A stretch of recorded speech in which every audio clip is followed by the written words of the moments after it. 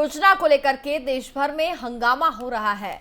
वहीं सियासत भी शुरू हो गई है। कांग्रेस ने इस मामले पर प्रेस कॉन्फ्रेंस की और सुनिए उन्होंने क्या कुछ कहा।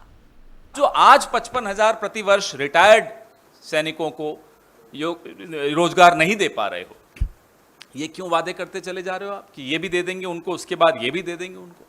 आपका पुराना ट्रैक रिकॉर्ड तो देखिए, आप नहीं दे पा रहे। आप जिस तरह से योजनाएं लाते हैं, नोटबंदी में 50 दिन में 60 बार आपने परिवर्तन किया नीति में, 50 दिन में 60 बार। जीएसटी आप ले आए बिना सोचे समझे, 10 महीने में 376 changes in GST in 10 months. यह बताता है आपको कि बिना सोचे समझे मोदी सरकार किस तरह से नीतियां लाती है और सबके साथ खिलवाड़ करती है। जो काले कानून लाए थे वो 1 साल तक आप जिद पे अड़े रहे, फिर आपको पीछे हटना पड़ा। सीएए 2.5 साल पहले आप लाए, आज तक आप नियम नहीं बना पा रहे हो क्योंकि आपने बिना सोचे समझे एक दिन सुबह उठे और थोप दी एक नीति। अब ये जो अग्निपथ नाम की स्कीम है, पिछले 3 दिनों में 3 अलग अलग परिवर्तन आ चुके हैं। मैं ऐसे परिवार से आता हूं जिसको शहीद का परिवार कहा जाता है। इंसर्जेंसी में हमारे एक भाई की शहादत हुई है, उन्होंने अपना सर्वोच्च बलिदान दिया है। और आप सबके चैनल पे भी मैं यही देख रहा हूं कि सब लोग यही कह रहे हैं कि सबसे ज़्यादा हिंसा बिहार में भड़क रही है। मैं इस बिंदु पे आपसे कुछ बात करना चाहता हूं। पहली बात तो ये कि हम लोग मार्केटिंग नहीं करना जानते हैं। हमको लगता है कि सेना का, देश के सर्वोच्च सम्मान का, ये मार्केटिंग करने का चीज़ नहीं है। लेकिन आप एक एक मंत्रियों का बयान सुन करके देख लीजिए। जो लोग अग्निपथ योजना का फ़ायदा गिना रहे हैं, ऐसा लग रहा है कि कोई चीज़ वो बेचने की कोशिश कर रहे हैं।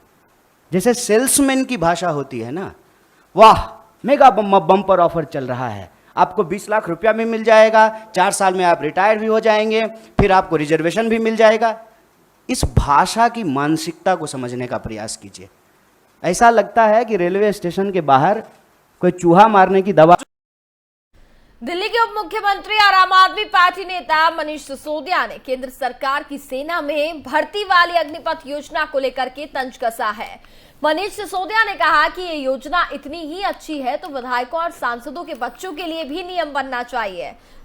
इस बारे में उन्होंने अपने आधिकारिक हैंडल से ट्वीट किया है। मनीष सिसोदिया ने ट्वीट में लिखा कि अग्निपथ योजना अगर इतनी ही अच्छी है तो नियम बना दो। देश भर में हर एमपी एमएलए के बच्चे 17 साल के होते ही सबसे पहले इस योजना के तहत 4 साल की नौकरी करेंगे।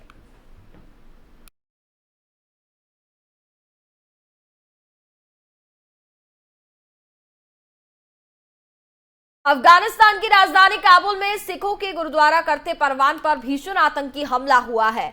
इस हमले में कम से कम 2 लोग मारे गए हैं और इस हमले की जिम्मेदारी आतंकी संगठन इस्लामिक स्टेट के आईएसकेपी धड़े ने ली है। आईएसकेपी ने कहा कि सिखों पर यह हमला पैगंबर पर बीजेपी नेता नुपुर शर्मा और नवीन जिंदल के दिए अपमानजनक बयान के जवाब में किया गया है। वहीं विदेश मंत्री एस जयशंकर ने ट्वीट में कहा कि गुरुद्वारे करते परवान पर कायरतापूर्ण हमले की कड़ी शब्दों में मैं निंदा करता हूं और हमले की खबर मिलने के बाद से हम घटनाक्रम पर करीब से नजर बनाए हुए हैं। हमारी पहली और सबसे महत्वपूर्ण चिंता समुदाय के कल्याण के लिए है।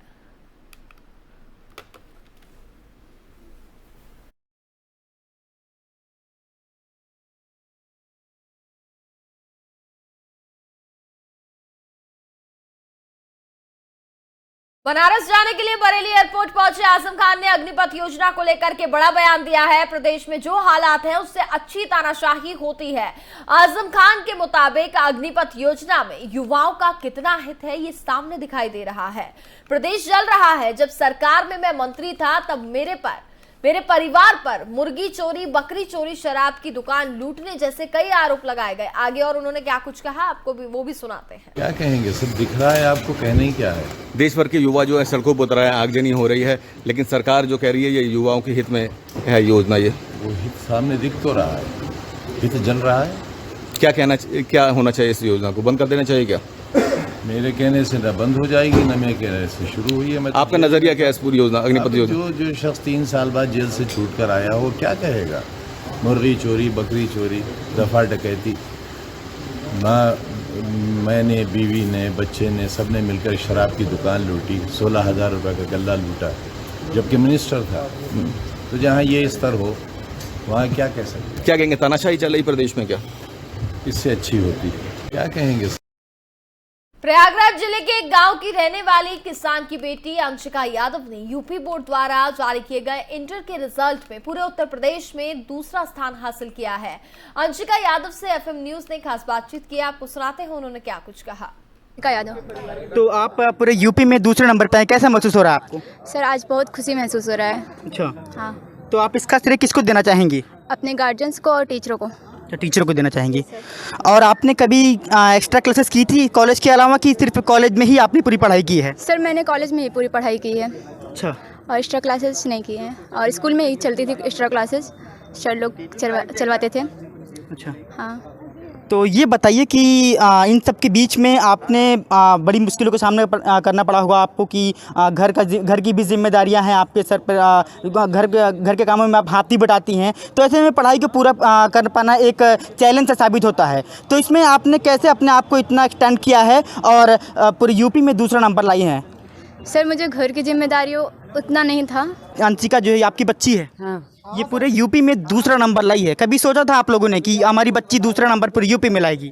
हमारी बच्ची सोचा था कि इलाहाबाद टॉपर आएगी। अच्छा, इलाहाबाद टॉपर आएगी, लेकिन पूरे यूपी की टॉप की ये बच्ची आपकी दूसरे नंबर पे आई है। यादव, तो आप और इसी के साथ फिलहाल इस बुलेटिन में बस इतना ही। देखते रहिए एफएम न्यूज। नमस्कार।